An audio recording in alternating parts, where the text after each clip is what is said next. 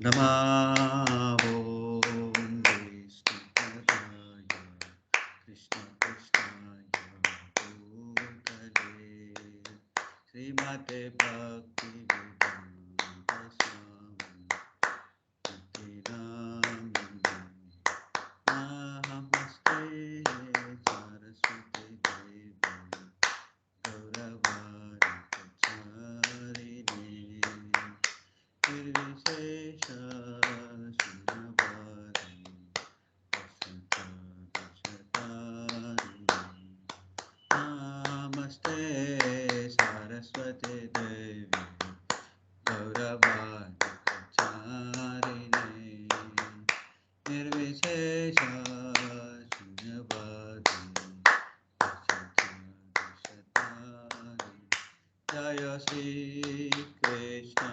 Chaitanya Prabhu Nityananda Shri Advaita Gadadhar Srivasadi Gauravinda Jaya Shri Krishna Chaitanya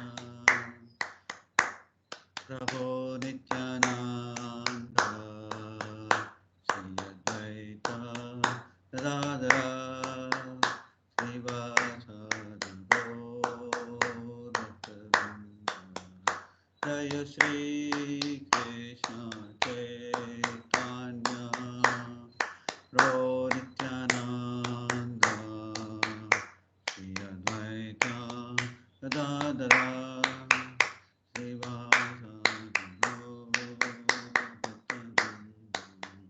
Hare Krishna, Krishna Krishna, Hare Hare, Hare Rama, Rama Rama, Hare Hare, Hare Krishna, Krishna Krishna, Hare Hare,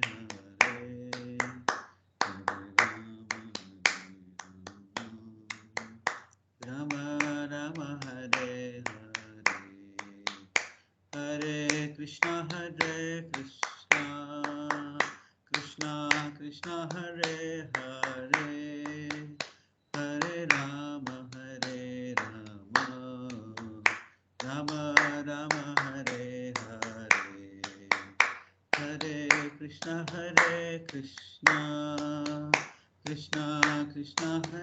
Hare, Hare Rama, Rama Rama, Hare Hare,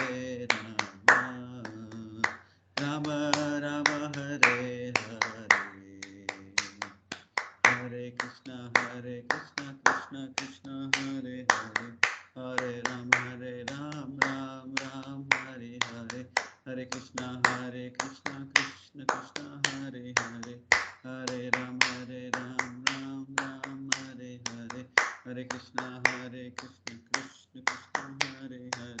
Hare Ram, Ram Ram, Hare Hare, Hare Krishna, Krishna Krishna, Hare Hare, Hare Ram, Ram Hare Hare, Hare Krishna, Krishna Krishna, Hare Hare, Hare Ram, Ram Hare Hare, Hare Krishna, Krishna Krishna, Hare Hare, Hare Ram, Ram Hare Hare, Hare Krishna, Krishna Krishna, Hare Hare, Hare Ram, Ram Hare Hare, Hare Krishna, Krishna Krishna, Hare Hare, Hare Ram, Ram Hare Hare, Hare Krishna, Krishna Krishna, Hare Hare, Hare Ram, Ram Hare Hare, Hare Krishna, Krishna Krishna, Hare Hare, Hare Rama, Rama Rama, Hare Hare, Jaya Radha Krishna Chandra, Radha Krishna Chandra, Jaya Krishna Balaram, Krishna Balaram, Krishna Balaram, Jaya Krishna Balaram, Jaya Nittai Gauranga, Jaya Nittai Gauranga, Nittai Gauranga, Jaya Nittai Jaya Srivas Govinda, Jaya Srivas Govinda, Srivas Govinda, Jaya Srivas Jaya Prahlad Nasimha, Jaya Prahlad Nasimha,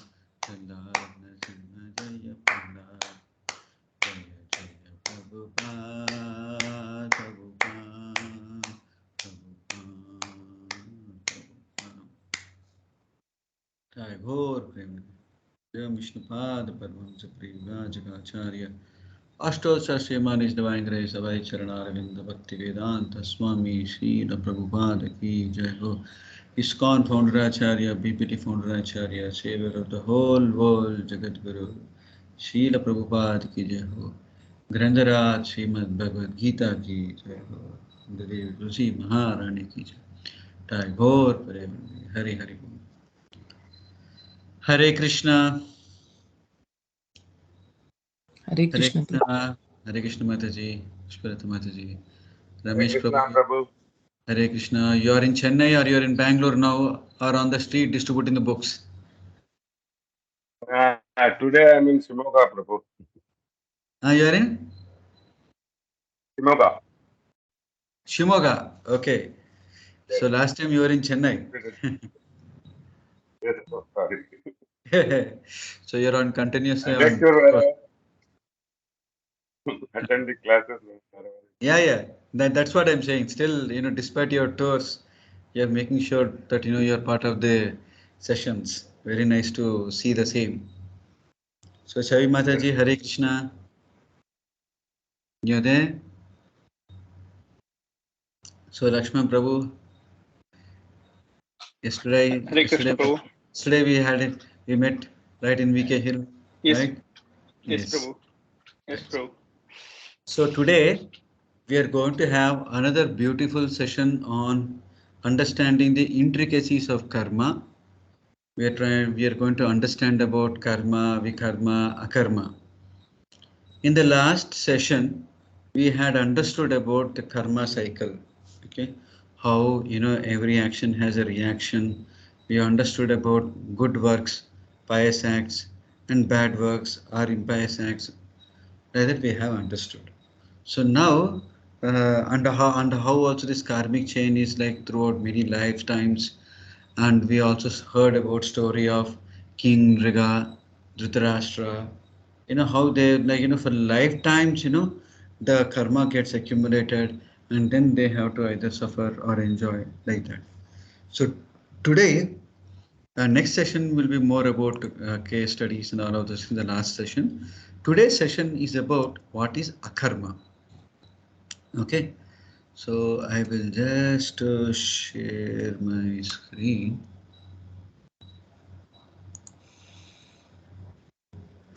This is a little bit more detailed session. I would request all of you to pay attention.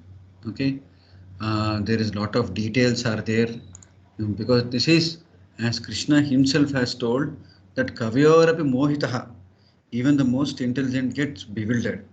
But we have with us Prabhupada. So we have Sadguru with us, so we can easily understand this properly because Prabhupada has written these books for our benefit only. So nothing to get concerned, overly burdened, feeling burdened. There are wonderful examples I have given, so we can go through the same. So the session title is Akarma, action in inaction. So that's the meaning of this word akarma. So let's understand more. So we have following four agendas for the day. So we will be understanding what are the types of action. We understand what is the baggage we have, the karmic luggage. Okay, how much are we burdened, and what is this something unique called as akarma, and how do we work for Krishna? Okay. So there are different types of actions are there. So now the question comes to do or not to do. Many times, we may have this doubt whether I should do a particular activity or not to do an activity, or should I really look at assessing whether I should act or not act. Why not just leave anything? Why can't I do anything that I want? Right? I can do anything whatever I want, but is it really true? Hmm? There are many things are there. There are certain feasibility issues are there. Say I want to fly. Can I fly just like that? Then what will happen if I jump from a building? I will break my legs. If it is a small one or two floors, if it is more means I may lose my life also. So it is now there are some feasibility issues are there. Say I want to eat some 100 burgers. or pizzas. Possible? Not possible. Okay. Or a man wants to deliver. Not possible? Not possible. Okay. Liability issues also will be there. Whatever I wanted, I cannot. I want to, steal another person's car and then start driving. Is it possible? Then, police will run behind my life, right? So then I was say I want to kill my enemy. Possible?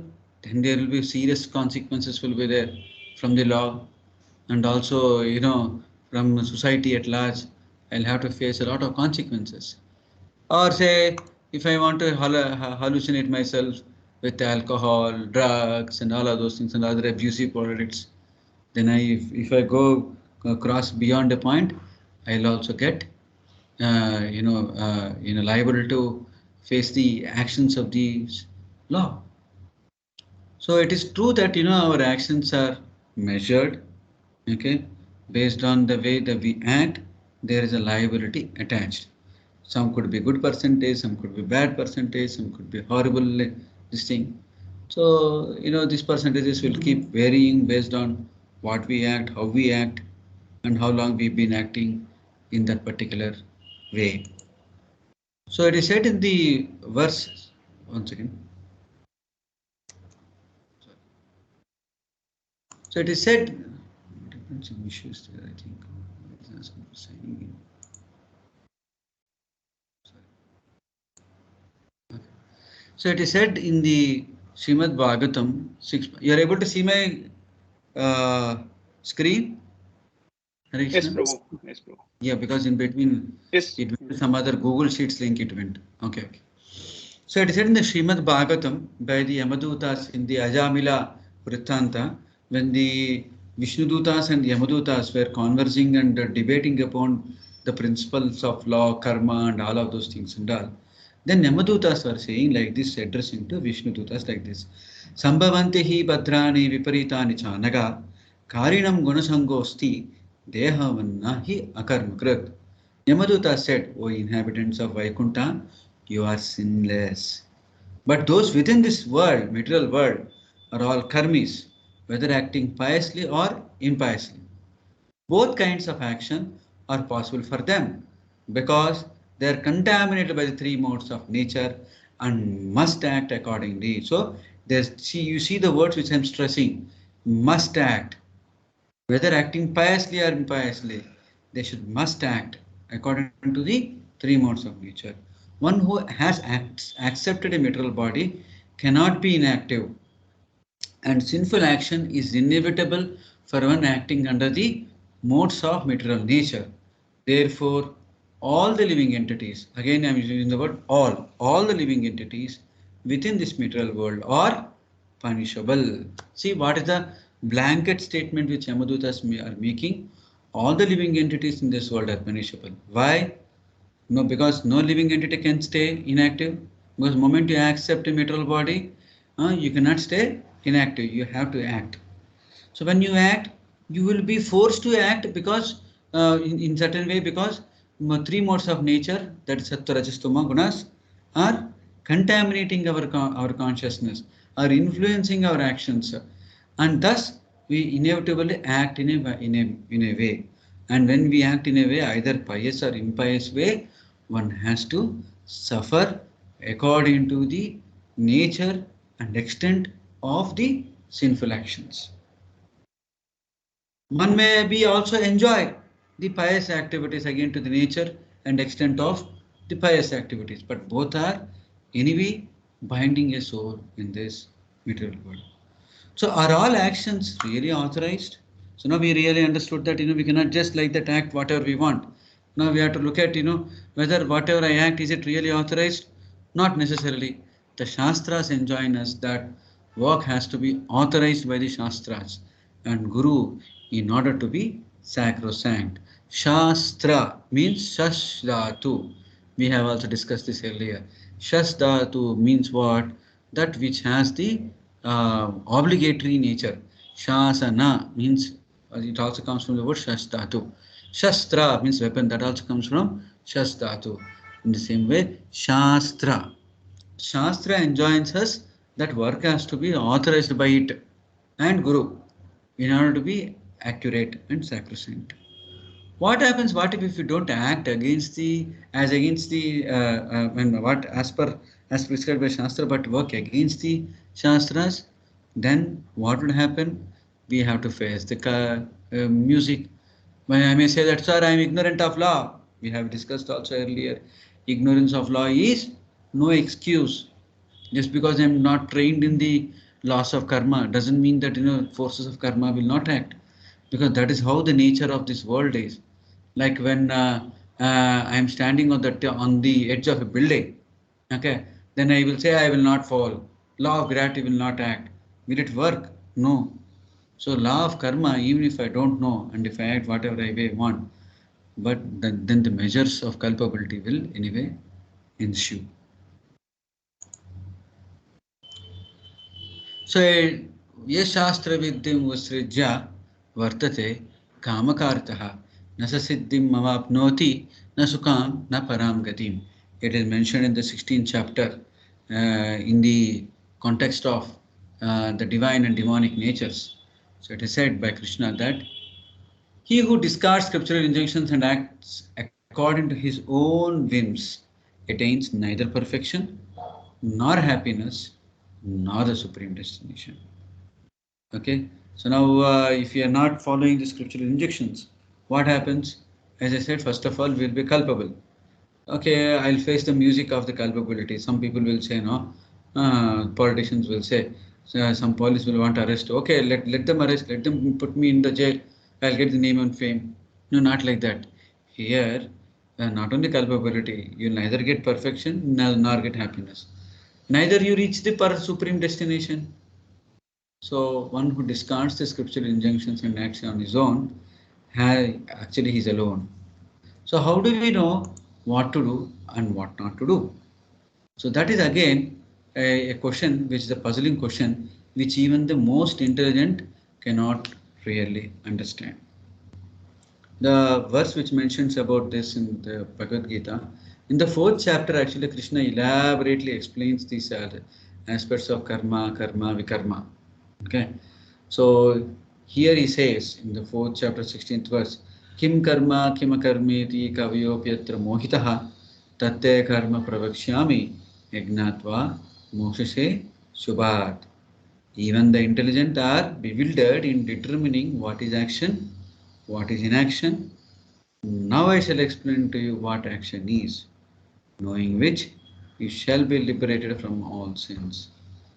I am repeating again, I with stress now. Even the intelligent are bewildered in determining what action, what is inaction. So as I said at the beginning of the session, actually it is very complicated subject, to be very frank. What is action, what is inaction, because we are constantly bewildered by the influence of illusory energy. So just by our intelligence, we cannot easily determine what action is and inaction is.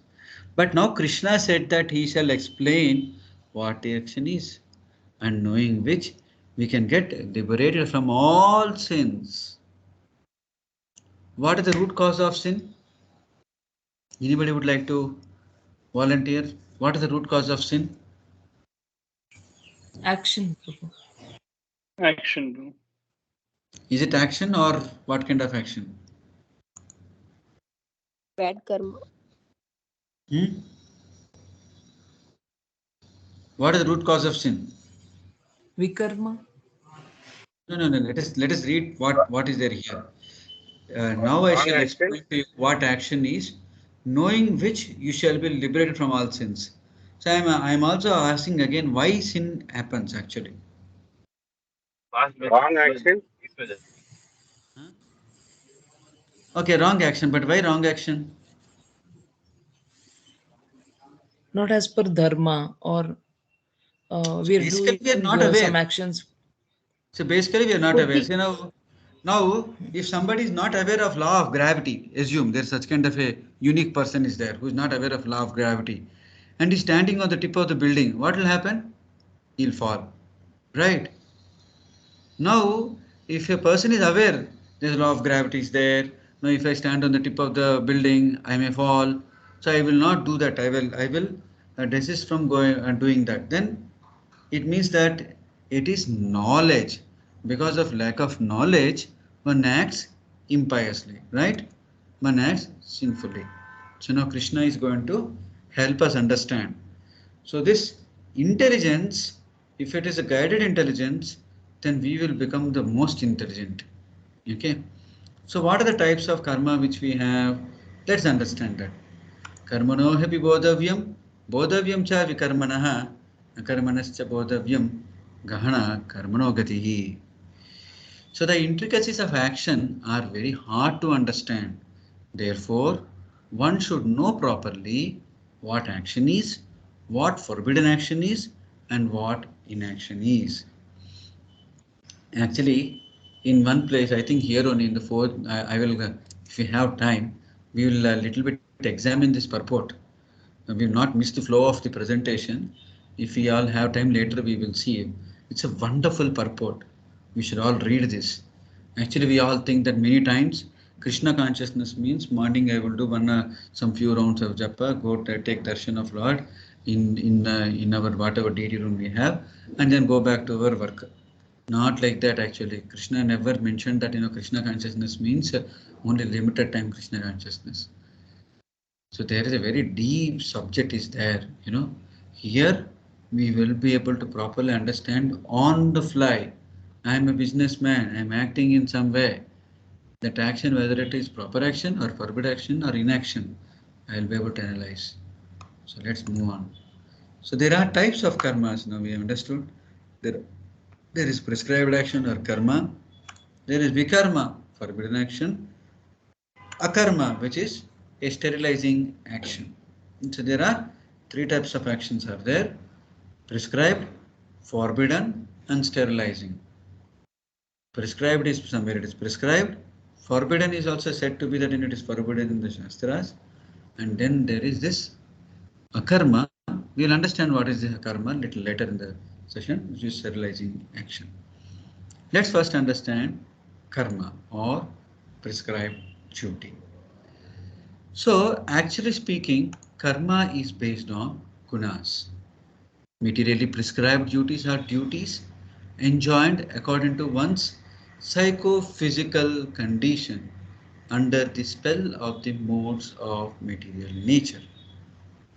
Chaturmannam maya system gunakarma vibhagasaha. According to the three modes of material nature and the work associated with them, the four divisions of human society are created by Krishna. So now, how do we understand this? I will read the next one, then we'll come back to the previous slide. Okay.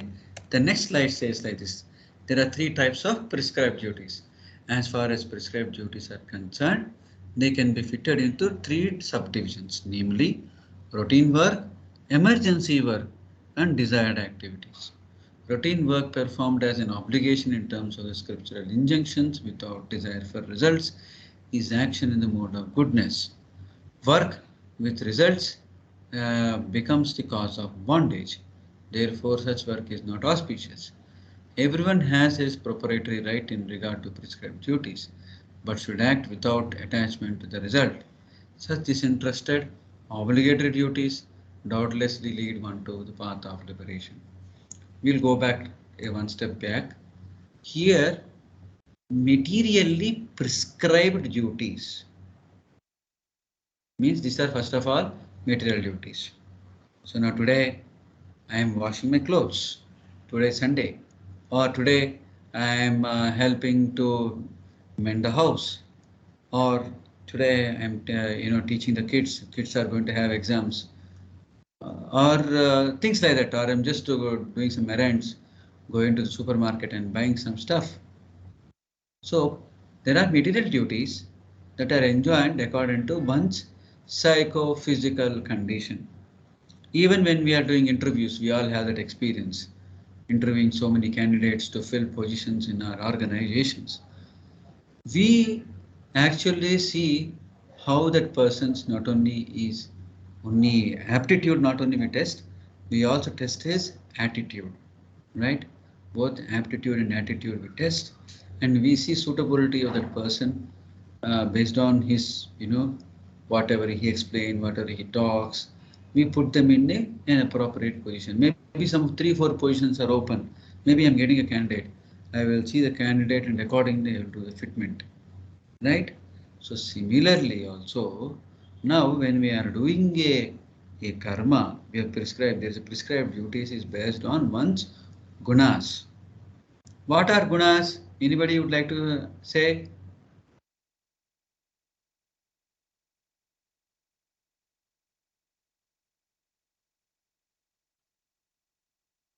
What are the gunas? innate quality, Prabhu. Behaviors. What are gunas? Behaviors. Correct, correct. You're coming closely. There's something on the slide on me. Sattva-guna, Rajoguna, Tamoguna. Okay. Yeah, three gunas. Yes. Sometimes I'll ask questions like as if it's not there on the slide. Okay. So what is Sattva-guna?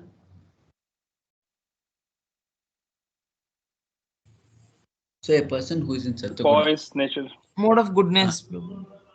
so he is like, that person, he or she would be always looking for some knowledge, looking for some happiness, looking for why of things. Huh?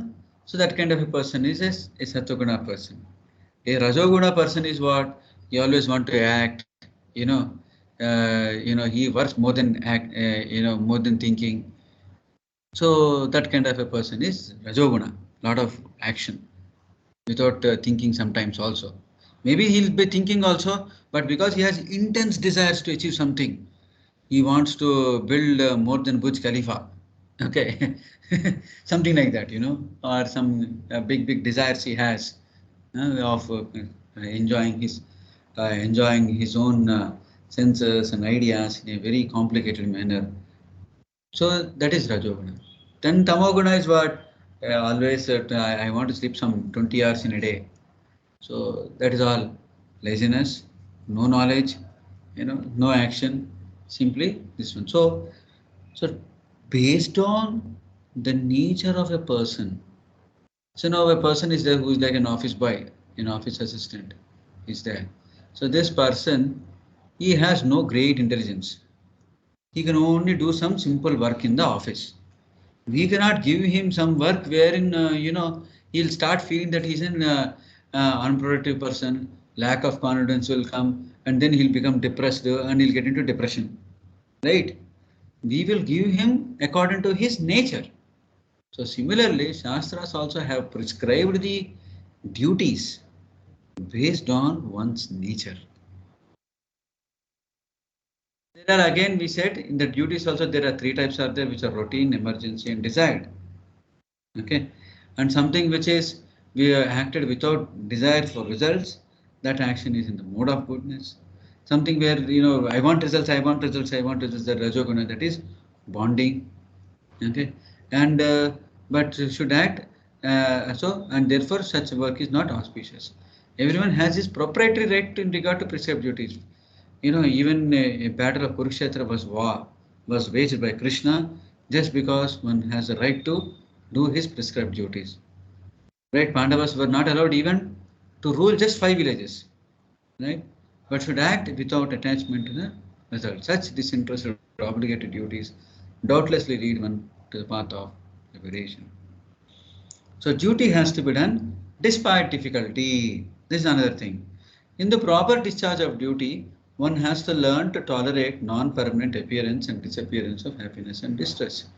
According to Vedic injunction, one has to take his bath early in the morning, even during the month of Magha. It is very cold at that time, but in spite of that, a man who abides by the religious principles does not hesitate to take his bath. Similarly, a woman does not hesitate to cook in the kitchen in the months of May and June, the hottest part of the summer season. One has to execute his duty in spite of climatic inconveniences. Hmm? So that's what we have to look at. We have to uh, act despite lot of difficulties. We have seen all through many stories in the Shastras, like Ramachandra, moment his father told, it became an obligation to him, obligatory duty. He went to the forest. It is actually very painful to give up the kingdom and go to the forest, but still he has done his duty despite all difficulties. So now the Kshatriyas, the Pandavas were in the forest. They have their duty is to what? To anybody comes with begging alms, they should actually give them whatever they want. But then they were not having anything with them in the forest. But then Krishna gave Akshay Patra so that whatever anybody asks, he can give from that Akshay Patra vessel, right? So like that, even though there are difficulties are there, one should keep doing one's duties. One should not adopt another's duty. Shreyan Sudharmo Vignaha Paradharma Sunishitaha Sudharme Nidanam Shreyaha Paradharmo Bhaya. It is far better to discharge one's prescribed duties even though faultily than another's duties perfectly. Destruction in the course of performing one's own duty is better than engaging in another's duty, for to follow another's path is dangerous. So now sometimes, if a businessman, a customer comes to him, he will say, "Oh, I am not making any profit. I am no, giving all discount to you. You take this product nicely. This product will do all the benefits to you." And all he will do all marketing strategy. What strategy? It's telling lies to some extent, right? But then what to do? His nature of his work requires to do certain things. Okay, sometimes certain duties are little bit faulty in nature, but that doesn't mean that one give up one's duty. One continues to do his duty instead of looking at ASC, other duty is better. The duty of another person, you see, that is not at all having the problems I am having. But then, say if the duty is not in line with your, guna and pravruti nature, so then what happens? Then you will not be able to successfully do that. Not only that, successfully doing is different. Success or not, successfully apply your mind. You should be able to apply your mind properly, whether you get success or not. Not that you'll get into depression and then lack of results, right? So that's why one should not think about others' duty and then let me be do the others' duty. Even as karma is done for a tangible result, one should not be attached to the fruits. कर्मण्येवधिकारस्ते मा फलेषु कदाचन मा कर्मफल हेतुर्भुर् मा te samgosta karmani. You have a right to perform your prescribed duties, but you are not entitled to the fruit of action. Never consider yourself the cause of the results of your activities, and never be attached to not doing your duty. So this is one consideration about with respect to something what is karma. There is something called as prescribed duties. We should not think about others' duties. Even though there are difficulties in doing one's own duty, one should continue to do that as much as possible, or rather, you should get detached from the fruits. If you get detached from the fruits, that is actually good. Okay, so this is one is karma. Next, let us understand what is vikarma. Vikarma is forbidden action. Okay, so vikarmis are driven by lust. The word kamakarataha is very significant. A person who who knowingly violates the rules acts in lust. He knows that this is forbidden, but still he acts. This is called acting whimsically. He knows that this should be done, but still he does not do it. Therefore, he is called whimsical. Such persons are destined to be condemned by the Supreme Lord. Such persons cannot have the perfection which is meant for the human life. So this is another reason why when somebody does vikarma, a forbidden action, only because of lust. Because kama is so propelling. Okay, it's like one cannot give up. Okay, cigarette they want to give up the cigarette smoking, but they're not able to give up that. Why? Because of that lust is driving him. Somehow want to enjoy one more peck only. one more, just cigarette. But because of the lust, they are not able to give up the same. So a vikarmi is insane. Nunam pramatta kurute vikarma yatindri prite apranoti. When a person considers sense gratification the aim of life, he certainly becomes mad after materialistic living and engages in all kinds of sinful activity. He does not know that due to his past misdeeds, he has already received a body which, although temporary, is the cause of his misery. So somebody who is considering sense gratification as the aim of life, he becomes eventually mad after materialistic living and engages in all kinds of sinful activity. So Shastras actually say he is actually insane because he is thinking that sense gratification is the only aim in life. Okay, but the body is temporary, which is actually cause of misery. And then vikarmis are punishable. Etairadharmo vijanatah विघ्नातः स्थानं दण्डस्य युज्यते सर्वे कर्मानुरोधेन दण्डम् arhanti karinah. The candidates for punishment are those who are confirmed by these many witnesses to have deviated from their prescribed regulative duties. Everyone engaged in fruitive activities is suitable to be subjected to punishment according to his sinful acts. So this is one very important thing which we understand, that any whimsical action which is not in line with the prescriptions of the Shastras actually are punishable. Okay. And it is said that there are so many different types of evidences are there, for everybody's action. You may say that, hey, where yeah, I'm doing some kind of a forbidden action within the four walls. Who is able to see? But still there are evidences. The sun is evidence, the moon is evidence, the air is evidence, the Ashtadikpalakas are evidence. So that it is mentioned that there are many people who are witnesses, based on which Yamaraj records all our actions. So one should hence know how to act lawfully. So before that, anybody has any questions? Because now we will get into a new section.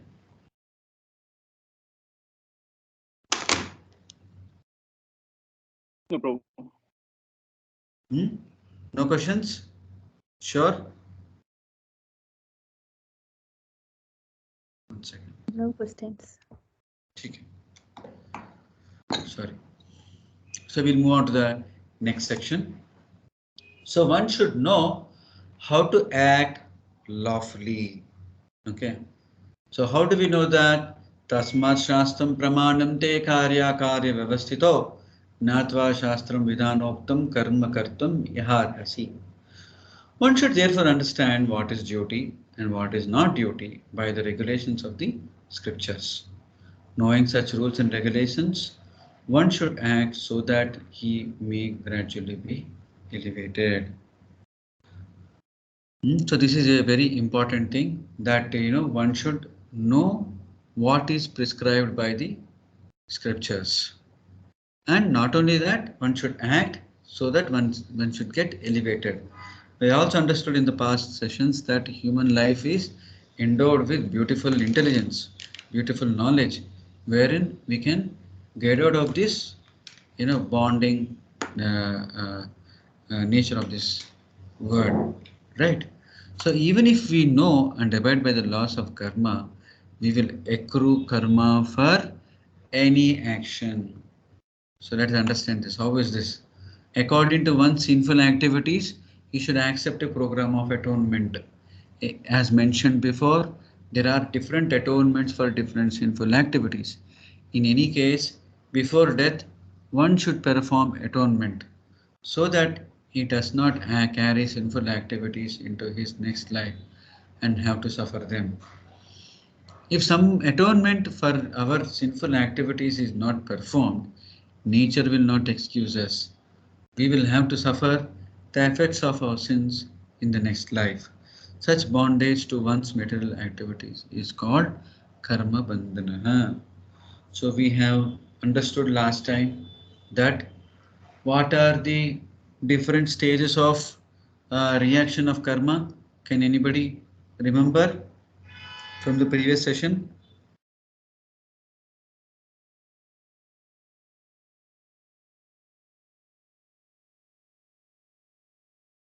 Anybody would like to volunteer? Attempt. There are different signs, stages of reaction of karma.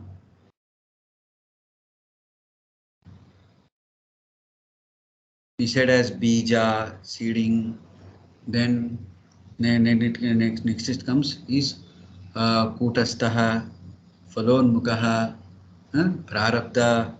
There are four stages of karmic reactions we have understood.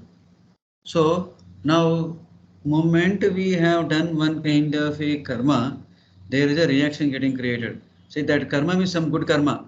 Good karma means some pious karma. We have to suffer or enjoy whatever, right? So immediately one has to start enjoying that. Immediately means it will take time, but you know that is already stored. A seed is already made. How to pluck out the seed? Once a seed is there, it starts growing, right? So it could be bad seed means sinful activities. So now to remove that, there are so many actions of atonement processes are there. So atonement processes are there means what? It is actually binding. So moment we have acted, the seed has already gone so much deep inside the soil. Not easy to remove the seed. So there are karma bandhan. That means that we are bound by that karma. So we'll move on. So just how much load are we carrying? Let's understand the karma baggage. Okay, are we carrying a burden of karma? We have understood that every action results in karma. Something a person is doing computer something, okay, and somebody else is acting in some other way, okay, eating nice food stuff. So one gets impacted by all of this. 1 second, please.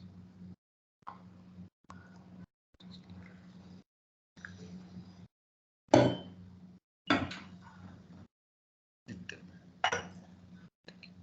issue.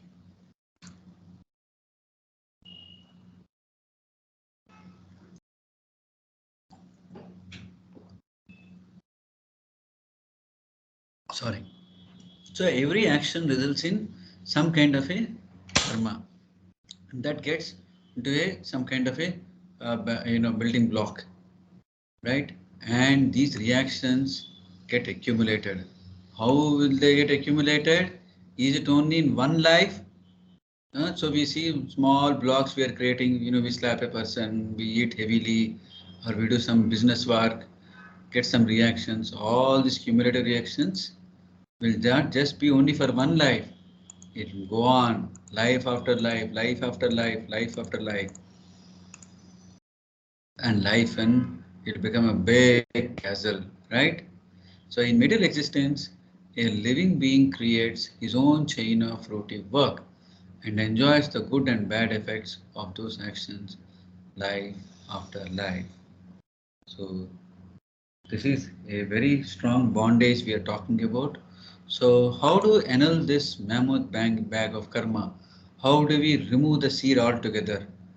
Seed of karma which is already put in the soil, right? That's when comes this word called as akarma. Action that is not actually an action. Action that is not action. So we have thus till now discussed karma, that is action that has to be done. Vikarma, action that should not be done. Then what else is this akarma? Any guesses? Something to do and something not to do. What is in between? It's like service to God. Or Why? that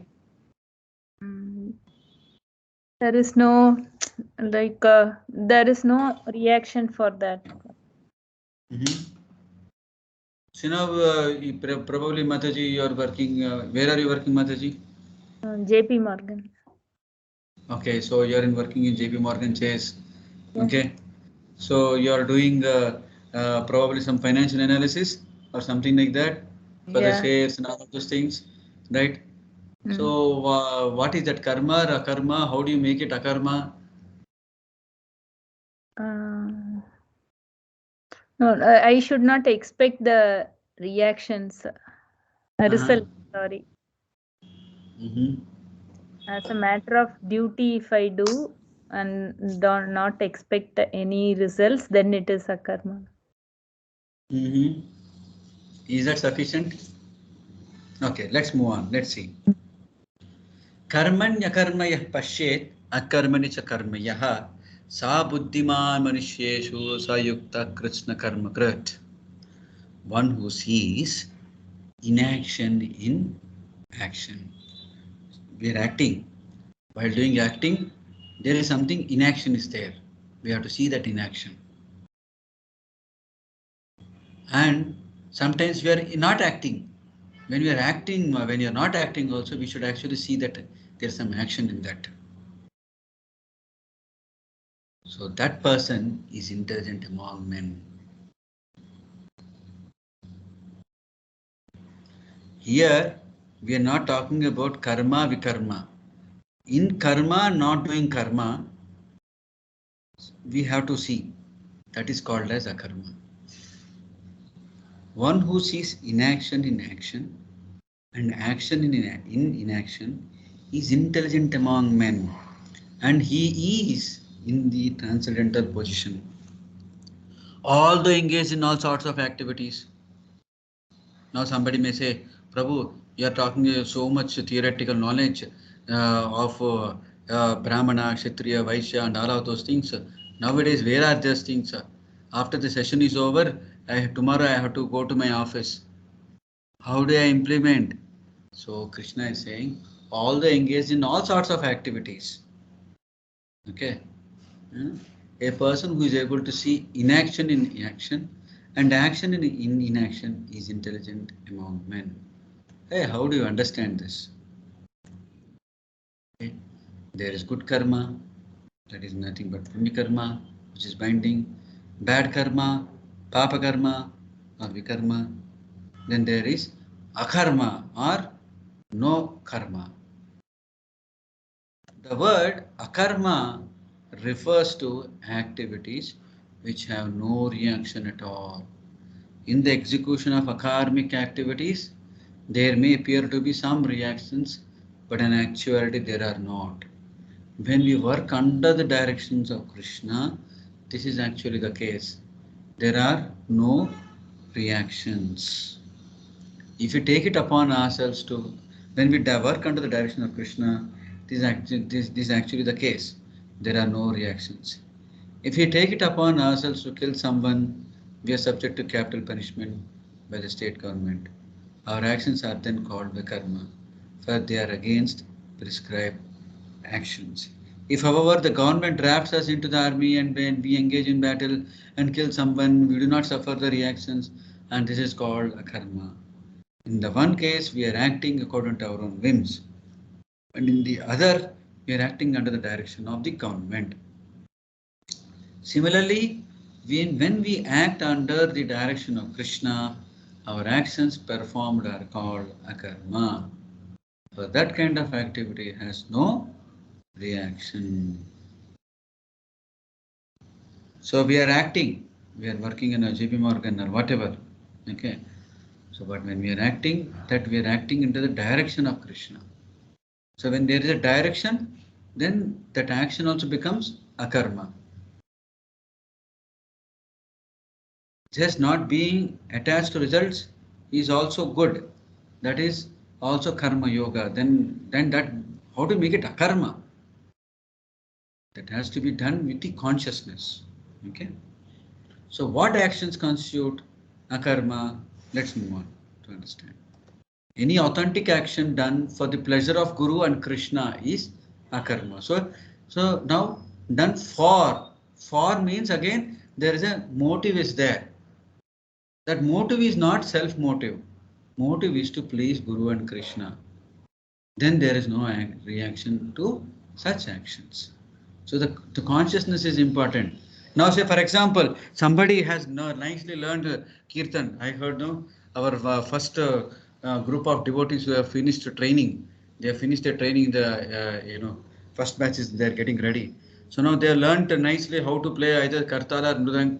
Okay, so that is actually fully nicely to Krishna conscious activity. But when that person is doing Kartal in front of everybody, अरे हमको कोई नहीं देख रहे यार, क्यों नहीं देख रहे? Instead of that, instead of thinking about whether Krishna is pleased by my action, if he's thinking about अरे हमको कोई नहीं देख रहे, then it becomes pleasing for himself, even though he's doing Krishna's work. Yeah? So consciousness is very important. So any authentic action done for the pleasure for Guru and Krishna is akarma. There is no reaction to such actions. Now say Arjuna is shooting the arrow. He may be detached from the result but focusing exactly on the target and trying to do that. But say if he is not conscious of the fact that he is doing this for Krishna, then it is only just karma which has some reactions in this world. But if that karma is done with intention to please Krishna, then that becomes a karma. Prahaladu vacha, Shravana, what are the different types of, akarma actions? Shri Prahlad Vacha, Shravanam, Kirtanam, Vishnu Smaranam, Padasevanam, Archanam, Vandanam, Dasyam, Sakyam, Atmanivedanam. Idi Pumsharpita Vishnu Bhakti Sthen, Navarakshana, Kriyeta, Bhagavat, Ada Tanmanne, Ajitam Uttamam. Prahlad Maharaj said, hearing and chanting about the transcendental holy name, form, qualities, paraphernalia, and pastimes of Lord Vishnu, remembering them, serving the lotus feet of the Lord, offering the Lord respectful worship with 16 types of paraphernalia, offering prayers to the Lord, becoming his servant, considering the Lord one's best friend, and surrendering everything unto him. In other words, serving him with body, mind, and words. These 9 processes are accepted as pure devotional service. Okay, so now let us analyze this akarma by what Lord Krishna has mentioned in the Bhagavad Gita. This is all coming in the 4th chapter. In the 4.19, Krishna says like this: Yasya sarve samarambha kama sankalpa varjitaha jnanadya takta karmanam tamavu panditam buddha. One is understood to be in full knowledge, whose every act is devoid of desire for sense gratification. He is said by the sages to be a worker whose fruitive action is burned up by the fire of perfect knowledge. So when our fruitive actions, that my act will lead to some kind of a fruit, that kind of a thought perspective is burned by the fire of perfect knowledge. So one is understood to be in full knowledge, whose every action is devoid of desire for sense gratification. So that is one thing. That first thing is that I am not acting fruitively. Why I am not acting fruitively? Because now I have got perfect knowledge of my relationship with my Lord. Okay, next. He abandons all attachments to the results of his activities. He is always satisfied and independent. He performs no fruitive actions, although engaged in all kind of understanding. He abandons all types of attachment because he knows that his result is not only depend upon only of 4 factors. The 5th factor of Daivam is there. That Daivam will give the result of his activities, and thus he is satisfied and he is independent to what is the result. And when he is independent, but still he acts because he knows that he is in this world. Action is obligatory actions will keep on happening. One cannot be inactive. So he performs, but he performs no fruitive actions, although engaged in all kinds of undertakings. Nirashirata chittatma chetta sarva parigraha shariram kevalam karma kurvan apnoti kilbisham. Such a man of understanding acts with mind and intelligence perfectly controlled, gives up all sense of proprietorship over his possessions, and acts only for the bare necessities of life. Thus working, he is not affected by sinful reaction. So, who is a man of understanding? He acts with mind and intelligence perfectly controlled.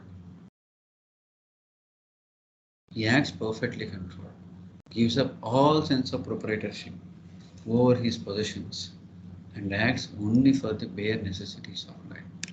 Thus working, he is not affected by sinful reactions. यदृच्छया लाभसन्तुष्टो द्वन्द्वातीतो विमत्सरः समसिद्धावसिद्धौ च कृत्वापि न निबध्यते. He who is satisfied with gain which comes of its own accord, who is free from duality and does not envy, who is steady both in success and failure, is never entangled although performing actions.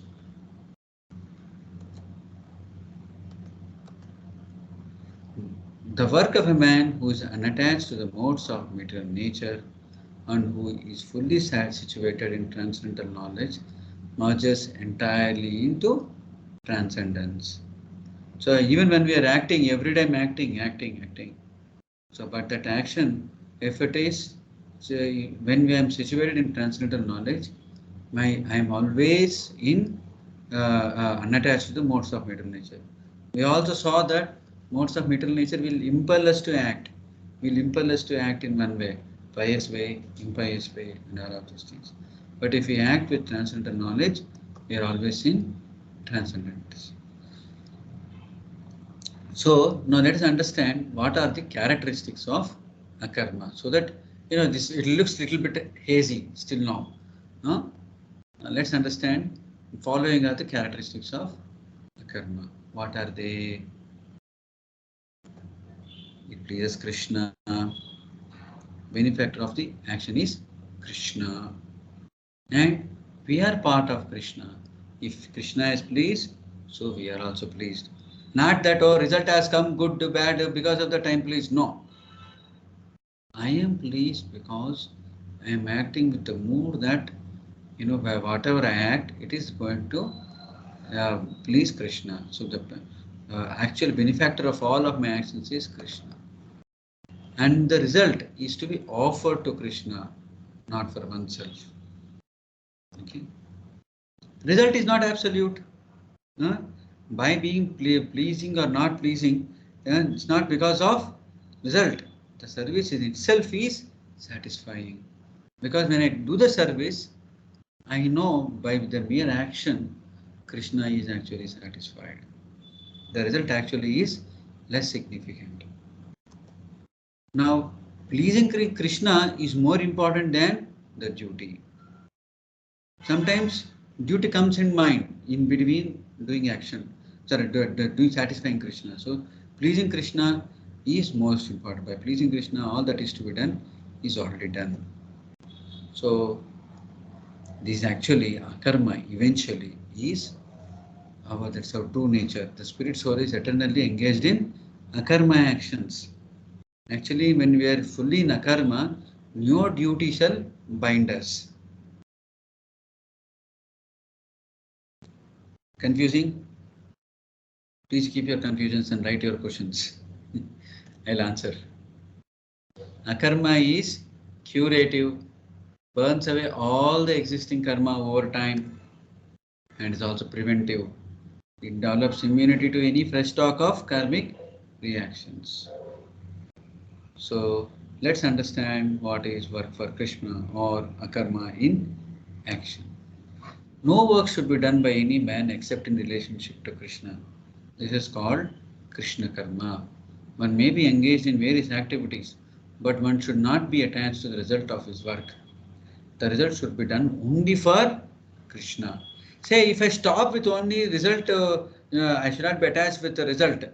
That's not complete. The result should be done for Krishna. Then only it is complete. For example, now we have here in Alfred Ford. He is the owner of the Ford company, right?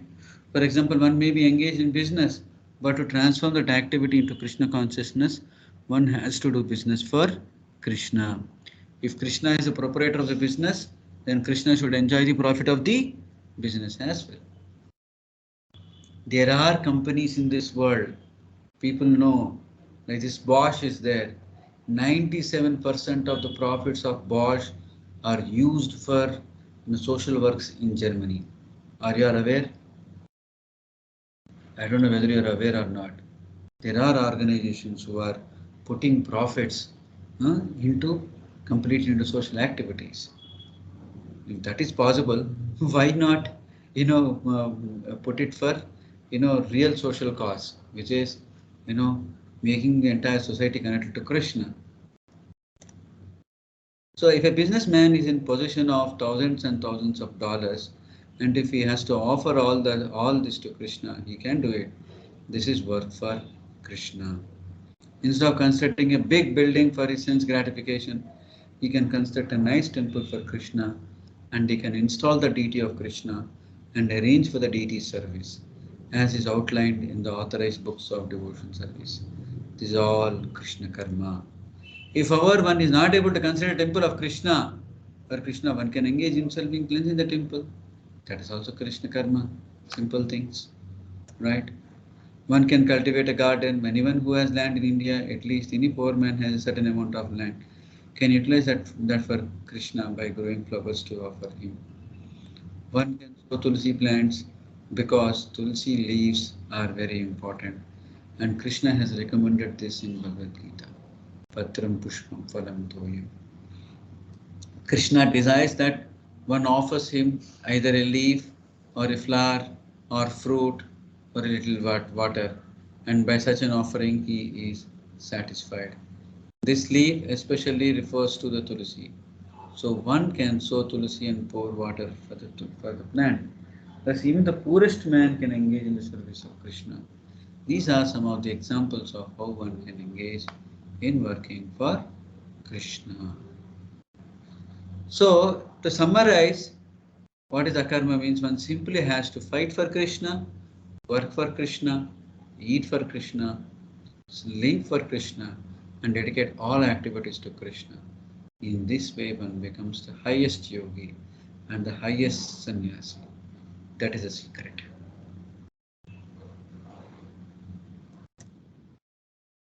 So, anybody has any questions? I think we have a lot of data.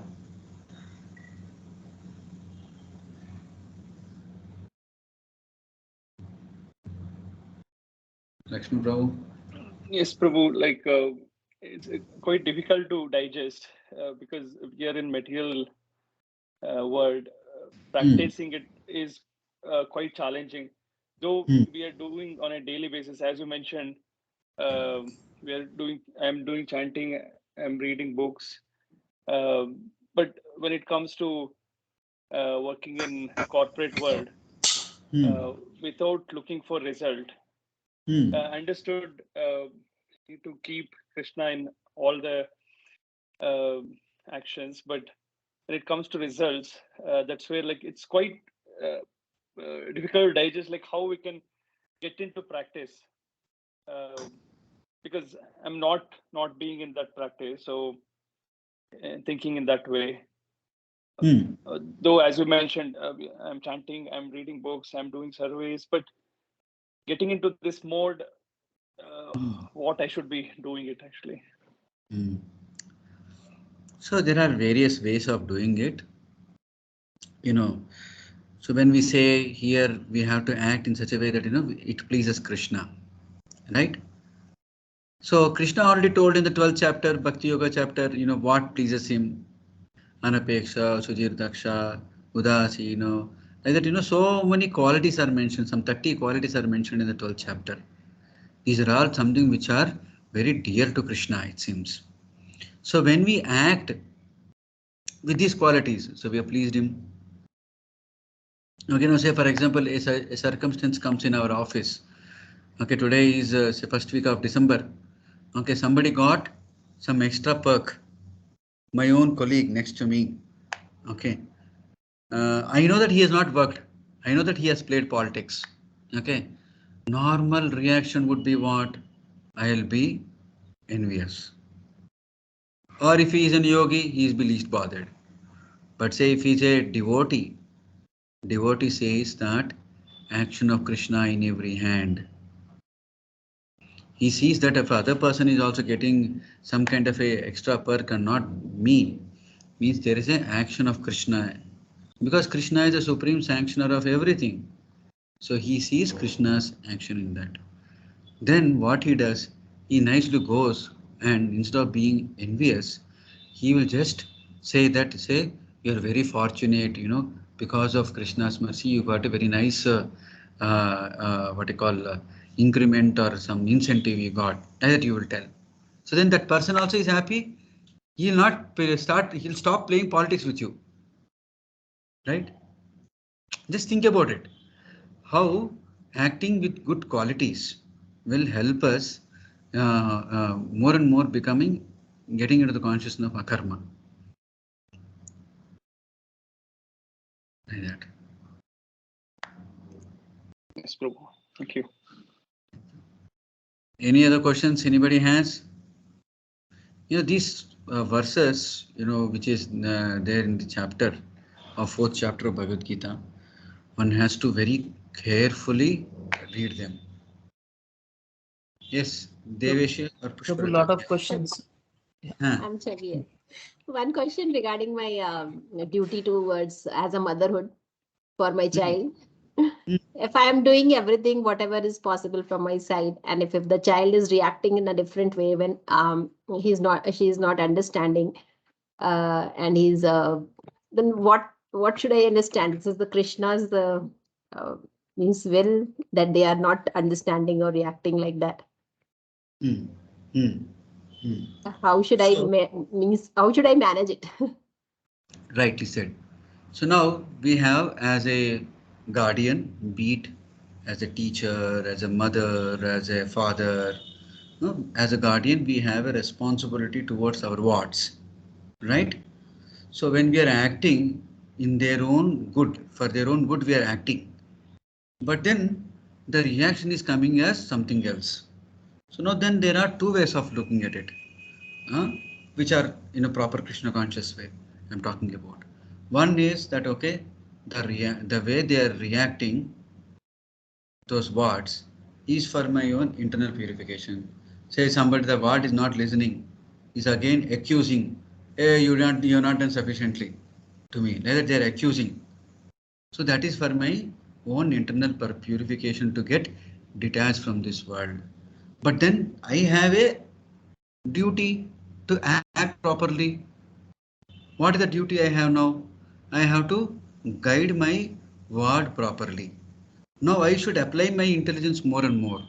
I should pray to Krishna to give sufficient intelligence to do my action properly. Because nowadays, these kids, they say, what is the Generation Z? They are very difficult to manage, right? They think in a very different way, especially when they are in that adolescent age. Very difficult to manage. They will be in their own worlds, and they think that hey, why this person he always comes and gives some gyan, you know.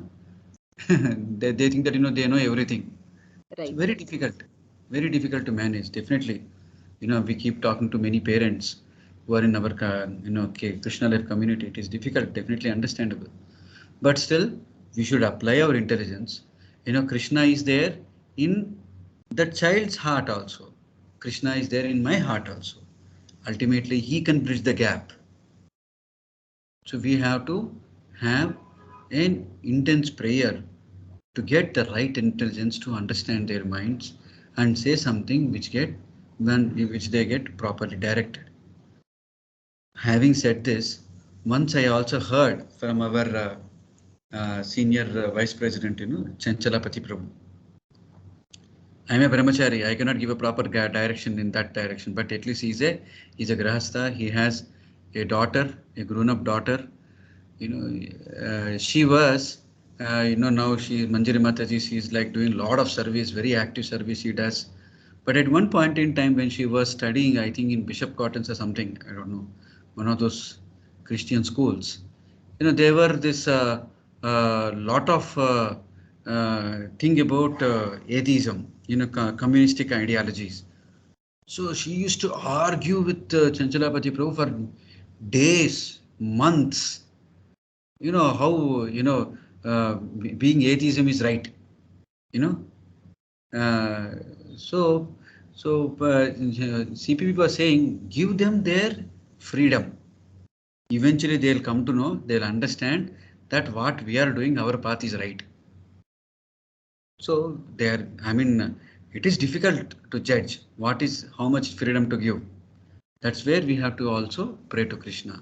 Somewhere we have to give freedom, but also act, in a responsible manner. I'll probably share that lecture. That lecture is there somewhere.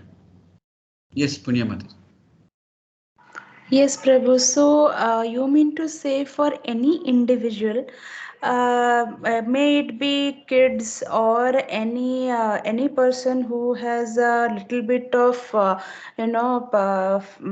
that consciousness that yes, God exists, but yes, some or the other way they do not have that consciousness that yes, I should serve God in some way.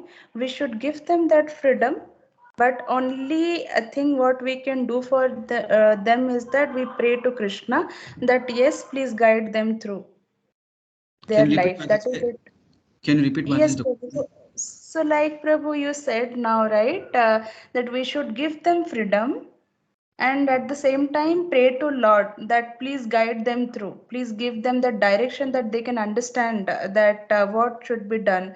So I think I just wanted to ask, like for any individual in that case, we should be giving them freedom, but only thing what we have in our hand is that pray to Lord and probably pray in that such a way that please help them understand what they should be doing and what is actually should be done, or you can say like they can understand more about serving the Lord in some way or the other, right? Okay, so what I'm trying to say here is, it's like this. When we want to guide any word, we have to pray so that we get right intelligence. Okay. So now when normally what happens, we'll be acting defaultly. Hey, why this person has done like this, yeah? Okay. Then we'll immediately get into start judging mode, right? Say when we are judging also, sometimes we don't judge fully also. We don't see that other person's perspective also fully, right?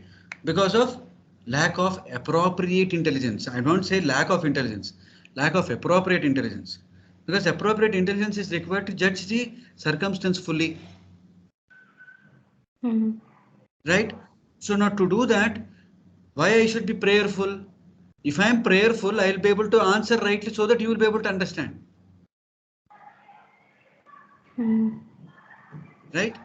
So Mhm. if I'm prayerful, I'll be able to tell in such words that words will be able to make you understand. So what Mhm. happens in a relationship where there is some kind of a discordant relationship is there? There is one perspective is there in the other my person's mind, and there is another perspective in this person's mind. Yes, conflict of perspectives, right? Conflict of perspectives, right? And I'm not able to appreciate. Why I'm not able to appreciate? Because of lack of appropriate intelligence to appreciate fully the other person's mind. Because these Yes. kids know sometimes they play this card of victim card. Huh? Yes. Always they give me so much gyan, as if I don't know or what. Huh? As if I don't know or what. I know how to live. Huh? Correct. No, they play the victim card. So now we should know how to tell, act in such a way that they'll get influenced, right? Right. So that influence is also that's not only my responsibility. Moment we get attached, hey, I should act in such a way that he should get influenced by me. No, no, no, no. Mhm.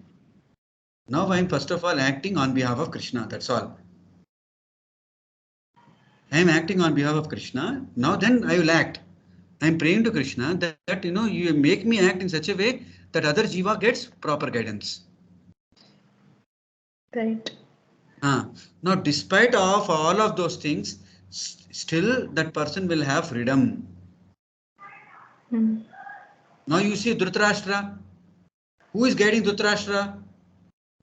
Bhishmadeva is a Mahajana, right? There are 12 Mahajanas are there, right? Bhishmadeva is guiding him.